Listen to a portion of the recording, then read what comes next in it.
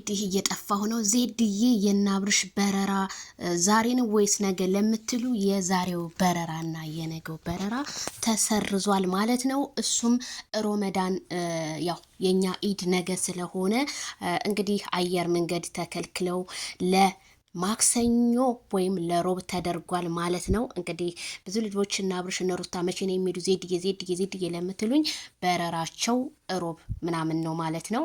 ምክንያቱም በበዓል ማንኛውም ሰው አየር መንገድ ላይ ስለማይገባ ማለት ነው። አንዳንዱ ሰርጉ ቀረ ውሸት ነው ምናምን ትላላችሁ፣ እነሱም ቪዲዮ ይሰሩላችኋል። ስለዚህ ነገ እሁድ ወይም ዛሬ ቅዳሜ ወይም እሁድ ነበር ያሉት። የቀሩበት ምክንያት ያው የአየር ትኬት መግባት አትችሉም ተብለው ለሮብ ተደርጓል ማለት ነው። ቤተሰቦቼ እንዳትጨነቁ፣ ሰርጋችን አይቀርም ግን ለሮብ ነው የሆነው እላችኋለሁ ማለት ነው። ቤተሰብዬ አዲስ ነገር ከኔ ያለው ይሄ ነው።